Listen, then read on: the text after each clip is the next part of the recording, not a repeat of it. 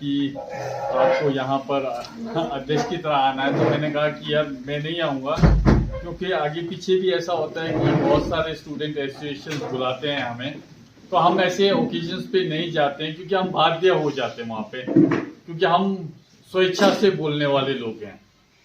वो एक शेर है ना कि क्या कहते हैं उसको कि राहत इंदौरी साहब का काफी पॉपुलर शेर है कि मेरे जुबान से जो निकले वही सदाकत है। ठीक है, मेरे जुबान से जो निकले वही सदाकत है, मेरे मुंह में तेरी जुबान थोड़ी है जी। तो जो है हकीकत हम बोलना पसंद करते हैं। तो उस समय कई दफा ऐसा हो जाता है कि किसी कॉन्टेक्स्ट में ये कार्यक्रम किया जा रहा होता है और हम स्वेच्छा से बोलने वाले लोग आ जाते हैं और उस कार्यक्रम का रंग में भंग कर देते हैं। वैसे हम रंग में भंग ऐसे ही नहीं करते हैं, फैक्ट्स के आधार पे करते हैं। तो सर ने जो कहा वो बहुत अच्छे से सुना, मजा आया, लेकिन मैं यहाँ पे बार बार इसलिए कह रहा था कि मैं बोलना चाहता था, मैं किनौरा होने पे क्यों प्राउड फील करता हूं, मैं बोलना चाह रहा था। हम सबका अलग अलग नीश है, आप अलग नीश से काम करते हो, आप अलग नीश पे काम करते हो, मैं अलग नीश पे काम करता हूँ, ठीक है। पर कुछ एक मुद्दे ऐसे होते हैं जहां पर हमें यूनाइटेड होना चाहिए। शिवम और चरण के छोटे भाई ने इतने सारे लोगों को इकट्ठा किया, ये 29 लोग टोटल हैं, मैं हैरान हो गया। जैसे हमने पहले कोशिश की थी, नहीं हो पाया था, तो ये हैरान हो गया। तो नीश सबका अलग है, लेकिन किन्नौर के कुछ एक मुद्दे ऐसे हैं जिन पे हमें कलेक्टिवली करना जरूरी है, ठीक है।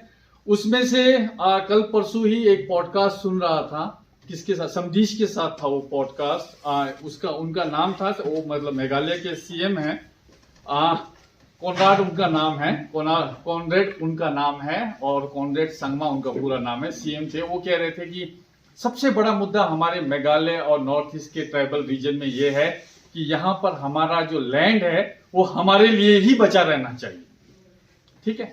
उसके बाद सोनम वांगचुक का आपने नाम सुना होगा, वो 6 शेड्यूल का डिमांड कर रहे थे। उनका भी डिमांड ये था, हमारा लैंड जो है हमारे पास ही रहना चाहिए, ट्राइबल्स के पास। तो मेरा आप लोगों से आग्रह है कि हमारा लैंड किन्नौरों का हमारे पास रहना चाहिए।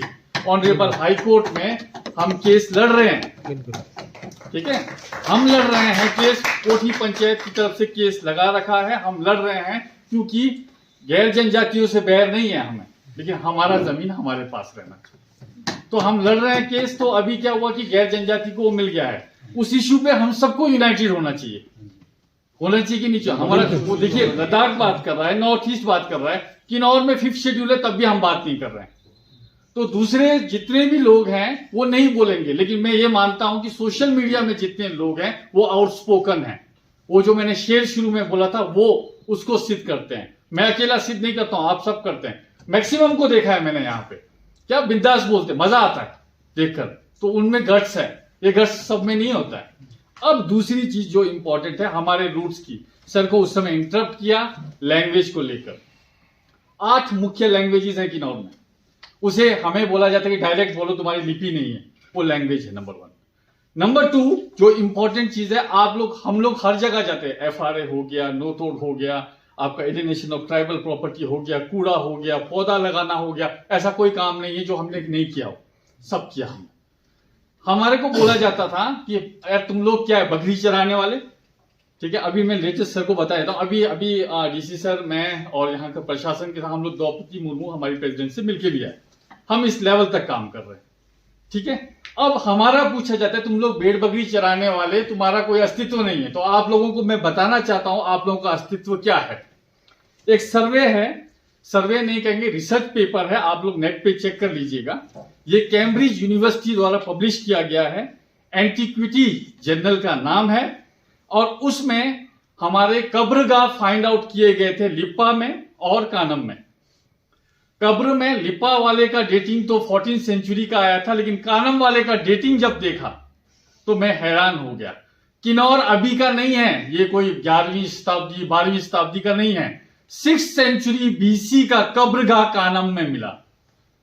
कंकाल मतलब कार्बन डेटिंग से उस कंकाल का एज पता किया तो वो 6th सेंचुरी BC का था, यानी कि बुद्ध उस समय जवान थे, जवान हो रहे थे, टीनेज में होंगे शायद, उस समय हमारे यहाँ पे लोग रहते थे, नंबर 1। उसके साथ, उस कब्रगाह के साथ यूटेंसिल्स रखे थे, बर्तन थे, मिट्टी के बर्तन थे, उनका OSL टेस्ट किया गया तो वो भी 6th सेंचुरी BC के निकले। तो हम किन्नौरों का जो इतिहास है वो 6th सेंचुरी BC का है। हम आजकल के आए हुए लोग नहीं है।